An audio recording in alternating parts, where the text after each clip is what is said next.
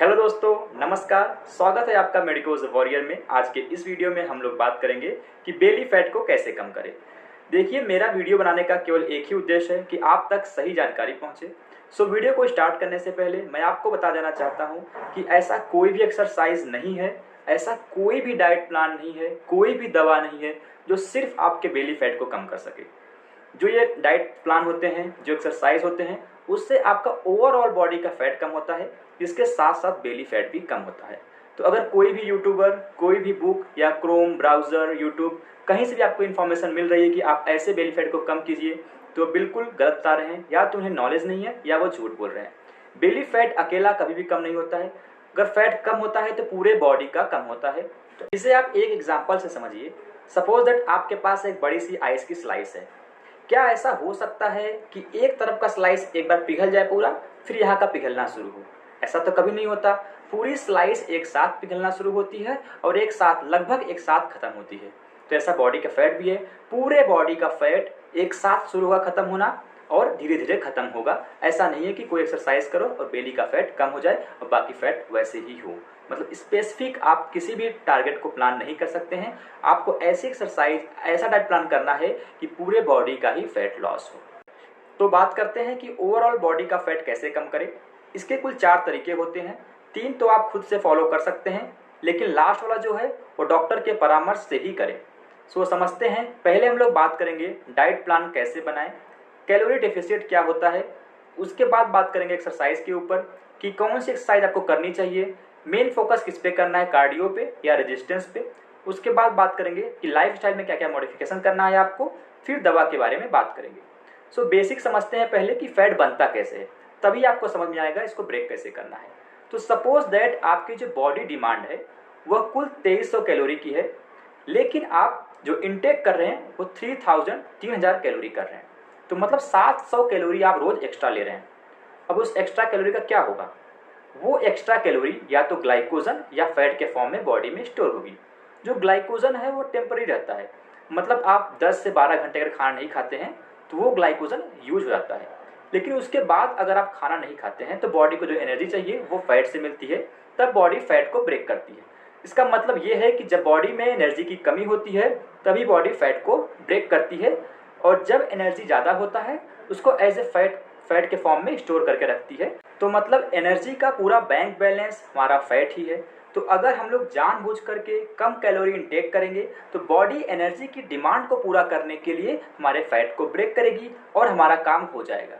लेकिन अब यहाँ एक डाउट आता है कि क्या हम ऐसा कर सकते हैं। सपोज दैट हमारा जो डेली डिमांड है एनर्जी का वो 2300 कैलोरी है। हम 2300 के 2300 कैलोरी पूरा लें या उससे ज़्यादा ही लें, बस बॉडी में फैट को ना जाने दें, क्योंकि फैट नहीं जाएगा तो स्टोर क्या होगा? ऐसा कर सकते हैं क्या? नहीं, ऐसा नहीं कर सकते, क्योंकि ऐसा नहीं है कि फैट लेंगे तभी फैट स्टोर होगा। अगर आप कार्बोहाइड्रेट भी लेते हैं तो वो भी फाइनली फैट में कन्वर्ट होकर के स्टोर होता है। तो आपको टोटल एनर्जी इनटेक कम करना है, ऐसा नहीं केवल फैट ही कम करना है। फिर दूसरा क्वेश्चन ये आता है कि क्या हमें कैसे मालूम चलेगा कितना एनर्जी हमें कम करना है। तो पहले तो ये समझिए कि हर एक इंडिविजुअल की एनर्जी डिमांड भी अलग अलग होती है। ऐसा नहीं कि 2300 कैलोरी सबके लिए है, सबका अलग अलग होता है। वो डिपेंड करता है कि जेंडर कौन सा है, एज कौन सा है, वेट कौन सा है, आप कैसे काम करते हैं, मतलब ज़्यादा मेहनत वाले काम करते हैं या आराम वाले काम करते हैं। लेकिन इसे काउंट कैसे करेंगे? इसे काउंट करने के लिए मैथ्स के फॉर्मूले होते हैं, लेकिन मैं आपको इजी वे बताता हूँ जिससे आप ऑनलाइन सॉफ्टवेयर की हेल्प से काउंट कर सकते हैं। सो देखते हैं उसे। कैलोरीज काउंट करने के लिए आपको डिस्क्रिप्शन में दिए गए लिंक को ओपन करना है। आपको यह पेज दिखाई देगा वहाँ पे। देखिए, मैं किसी भी साइट को प्रमोट नहीं कर रहा हूँ, बस इसे यहाँ पे दिखा इसलिए रहा हूँ क्योंकि यह थोड़ा इजी साइट है, आप आसानी से समझ सकते हैं। तो क्लिक करने के बाद यह पेज ओपन होगा। यहाँ पे आपको सबसे पहले तो वेट को चेंज करना है, केजीएस में करना है। फिर जेंडर को चूज़ करना है, मेल या फीमेल। यहाँ पे वेट को लिखना है। सपोज दैट मैं यहाँ पे 60 लिखता हूँ। फिर आपको बताना है कि आप दिन में किस तरह की एक्टिविटी करते हैं। बहुत ज़्यादा काम करते हैं तो थर्ड वाले को चूज़ कीजिएगा। दिन भर आपको आराम रहता है तो फर्स्ट वाले को, नहीं तो मिडल वाले को चूज़ कीजिएगा। मैं मिडल वाले को चूज़ करता हूँ। फिर उसके बाद आपके बॉडी में कितने परसेंटेज फैट हैं डेफिनेटली आपको नहीं पता होगा, किसी को नहीं पता रहता। उसके लिए क्या करना है, आपको चेक मेल पे या चेक फीमेल पे क्लिक करना है। आप जिस तरह से दिखाई देते हैं, मतलब आपका जो बॉडी फैट है जितना दिखाई देता है उसके परसेंटेज को याद कीजिए। मान लीजिए यहाँ पे 20% है, तो आप इस पर जा करके बैक जा करके यहाँ पे 20 लिख दीजिए, 20 लिख दीजिए। फिर शो माई रिजल्ट पे क्लिक कीजिए। आपको यहाँ पे दिखाई दे रहा है कि आपको कुल 2180 कैलोरीज लेनी है रोज़। तो आपको 2180 कैलोरी रोज़ लेनी है, जिसमें से जो डेली प्रोटीन है वह 105 ग्राम होना चाहिए। देखिए इतनी एनर्जी लेने के बाद क्या होगा, आपका ना तो वेट कम होगा ना वेट बढ़ेगा, ये आपकी डेली रिक्वायरमेंट है। लेकिन आपको वेट कम करना है तो एनर्जी कम लेनी पड़ेगी, जिससे कि फैट ब्रेक हो। तो उसके लिए आपको लेनी है कुल 1784 कैलोरी, लगभग 1700 से 1800 के बीच में। और अगर आपको वेट गेन करना है तो आपको उसके लिए 2300 कैलोरी के लगभग लेना है। लेकिन अभी हम लोग वेट लॉस की बात कर रहे हैं। अगर आपको साथ साथ वेट लॉस के साथ साथ अपने मसल्स को भी बनाना है तब आपको लेनी है कुल 1930 कैलोरी। तो इस तरह से आप काउंट कर सकते हैं अपना एनर्जी कि आपको कितनी एनर्जी की ज़रूरत है, कितने कैलोरीज की ज़रूरत है। अब आपको ये मालूम चल गया कि डेली आपको कितना कैलोरी लेना है। लेकिन बात ये आती है कि कौन से खाने में कितनी कैलोरी है। मान लीजिए आप दाल खा रहे हैं तो दाल की कितने क्वांटिटी में कितनी कैलोरी है, एक रोटी में कितनी है, ये सब चीज़ें। तो मैं एक लिस्ट डाल दे रहा हूँ आपके डिस्क्रिप्शन बॉक्स में, वहाँ से आप देख सकते हैं। लेकिन तब भी ये काउंट करना इतना आसान नहीं होता है, इसलिए मैं इस पर एक वीडियो और बना दूंगा जिससे आप देख सकते हैं कि हर एक खाने की एनर्जी कैसे काउंट करें। जब एनर्जी मालूम रहेगी तभी आप मालूम कर सकते हैं कितना खाना है कितना नहीं खाना है। अब बात करते हैं हम लोग की एक्सरसाइज कौन सी करनी है। तो पहले तो ये समझिए कि डाइट एक्सरसाइज से बेहतर है, या यूँ बोल सकते हैं जब तक आप डाइट मेंटेन नहीं करेंगे एक्सरसाइज का कोई खास फायदा नहीं होगा। तो डाइट के साथ साथ एक्सरसाइज करना है, केवल एक्सरसाइज करने से कोई फायदा नहीं होगा। इसे ऐसे समझते हैं कि मान लीजिए आप एक गुलाब जामुन खाते हैं जिसका वेट 50 ग्राम है लगभग, तो उसमें 150 कैलोरी एनर्जी भी होगा। अब उस 150 कैलोरी एनर्जी को ख़त्म करने के लिए आपको 1 घंटा वॉक करना पड़ेगा। तो गुलाब जामुन ना खाना सही है या गुलाब जामुन खा के 1 घंटा चलना सही है? तो इससे बेहतर तो यही है कि डाइट को कंट्रोल कीजिए, उसको खाइए ही मत। तो ये फ़ायदे हैं डाइट के।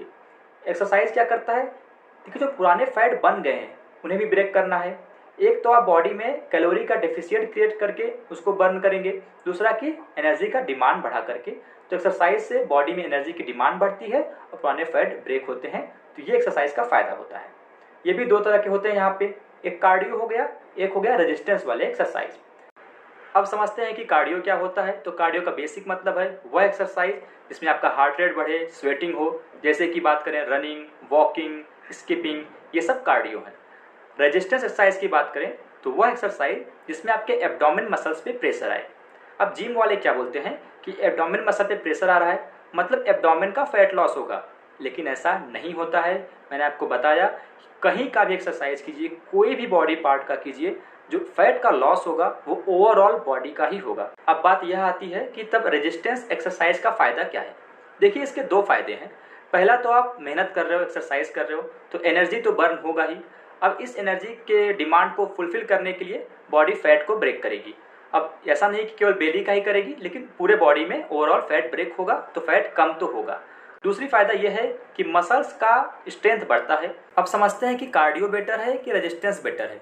देखिए अगर आप सेम टाइम के लिए दोनों को करते हैं, मान लीजिए हाफ एन आवर के लिए कार्डियो कर रहे हैं और हाफ एन आवर के लिए रेजिस्टेंस कर लें, तो जो हाफ एन आवर कार्डियो वाला है वह ज़्यादा फैट लॉस करवाएगा आपका एज कम्पेयर टू रेजिस्टेंस।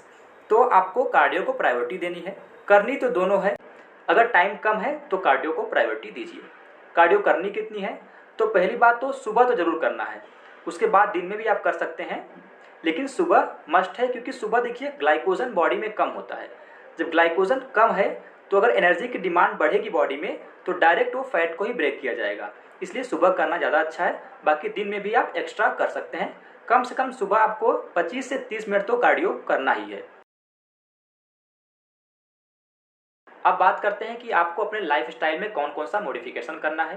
पहली बात तो अगर आप अल्कोहल इंटेक करते हैं तो उसे प्लीज़ बंद कर दीजिए, उससे बहुत सारी बीमारियां होती हैं। ये वेट का बढ़ना, फैट का बढ़ना, ये सब तो बहुत मामूली बात है उसके सामने।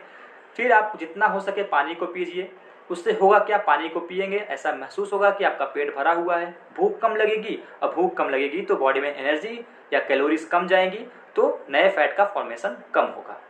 फिर हो सके तो फाइबर रिच फूड खाइए क्योंकि उसमें जो एनर्जी है, जो कैलोरी है वो कम होती है, जिससे क्या होगा कि आपका पेट तो भरेगा लेकिन बॉडी को कैलोरीज नहीं मिलेगी। जैसे कि होल ग्रेन्स हो गए, फ्रूट्स हो गए, येलो फ्रूट्स को अवॉइड कीजिए, बनाना, पपिया, मैंगो, इन सब को अवॉइड कीजिए।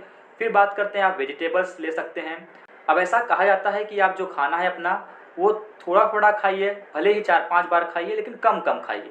यह सही भी है, लेकिन इसमें दिक्कत क्या होती है कि कुछ दिन बाद हम लोग खाना तो 4-5 बार खा रहे हैं, लेकिन वो जो कम खाना था वो भूल जाते हैं, जिससे कि ओवरऑल हम लोग अब ज़्यादा खाने लगते हैं पहले के कंपेयर में। तो इसे ध्यान देना है। इससे अच्छा आप स्ट्रिक्टली फॉलो कीजिए कि 2 बार खा रहे हैं और 2 बार भी कम ही खा रहे हैं, तो बेहतर रिजल्ट मिलेगा। मतलब कुल मिला के आपको भोजन कम करना है।